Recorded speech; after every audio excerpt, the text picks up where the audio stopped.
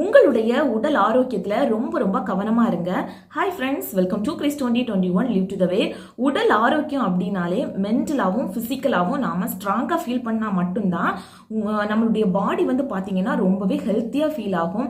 மென்டலா affect ஆனா கூட பிசிக்கலா நாம வந்து உடைஞ்சு போயிடுவோம். அதுவே பிசிக்கலா ஏதாச்சும் ஒரு சின்ன சின்ன நோய்கள் வந்தா கூட மென்டலா அஃபெக்ட் ஆகிடுவோம். ஸோ ரெண்டுமே உங்களுடைய உடம்பு வந்து சீரா ஃபங்க்ஷன் ஆகுறதுக்கு ரொம்ப ரொம்ப முக்கியமான ஒரு விஷயம். ஸோ இந்த மென்டல் டார்ச்சர் பார்த்தீங்கன்னா அடுத்தவங்க கூட கொடுக்கலாம். பட் அதையும் உங்களுடைய ஃபுட்டு வந்து கண்டிப்பாக அதை வந்து கியூர் பண்ணும் அப்படிங்கிறதுல எந்த ஒரு மாற்று கருத்துமே கிடையாது. அது என்ன ஹெல்த்தியான ஃபுட்டு அப்படின்ட்டு கேட்டிங்கன்னா நம்மளுடைய பாட்டி காலத்தில் இருந்து நாம் எடுத்துக்கக்கூடிய ஃபுட்டு தாங்க. பட் இப்போ இருக்கிற காலகட்டத்தில் ஃபுட்டில் எது நல்லது எது கெட்டது அப்படின்ட்டு தெரியாமலே நாம் வந்து சாப்பிட்டுக்கிட்டே இருக்கிறோம். பட் இந்த ஆர்டிஃபிஷியலாக வரக்கூடிய ஃபுட்டு பார்த்தீங்கன்னா நம்மளால் எவ்வளவு சாப்பிட முடியுமோ அவ்வளோ வந்து நாம் வந்து ருசிக்காக சாப்பிட்டுக்கிட்டே இருப்போம். அதுக்கு வந்து கண்ட்ரோல் அப்படிங்கிறதே கிடையாது.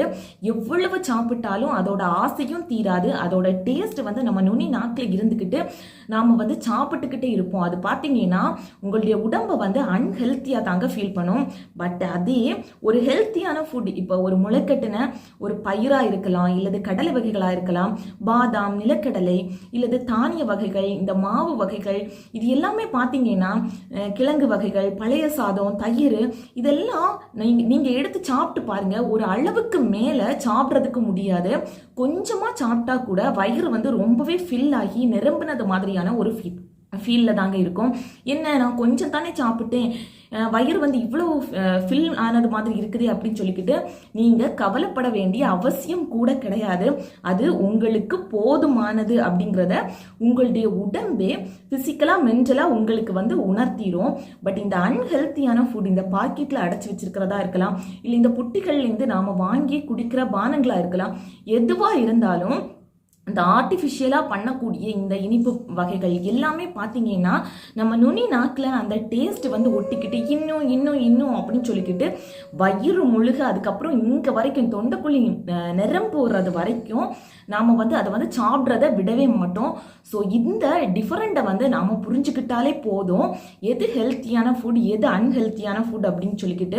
ஸோ ஹெல்த்தியான ஃபுட் எடுக்கும்போது ஃபிசிக்கலாகவும் சரி மென்டலாகவும் சரி கண்டிப்பாக நாம் வந்து ஹெல்த்தியாக தாங்க ஃபீல் பண்ணுவோம். ஹெல்த்தியாக இருந்து என்ன ஆக போகுது அப்படின்னுட்டு கேட்டிங்கன்னா கண்டிப்பாக ஹெல்த்தியாக இருக்கும்போது மட்டும்தாங்க உங்களையே நீங்கள் வந்து உணர முடியும்.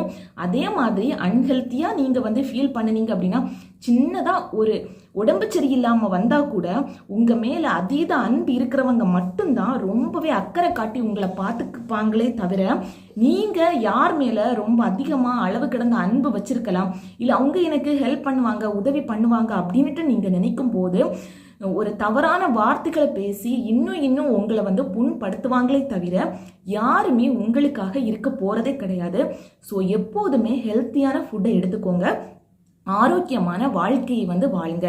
இந்த பதிவு உங்களுக்கு யூஸ்ஃபுல்லாக இருந்துச்சு அப்படின்னா லைக் பட்டனை ப்ரெஸ் பண்ணிக்கோங்க. இதை தான் நம்ம சேனலை ஃபர்ஸ்ட் டைம் பார்க்குறீங்கன்னா ப்ளீஸ் சப்ஸ்கிரைப் பட்டனை ப்ரெஸ் பண்ணிட்டு கூடவே பக்கத்தில் இருக்கிற பெல் ஐக்கானை கிளிக் பண்ணிக்கோங்க.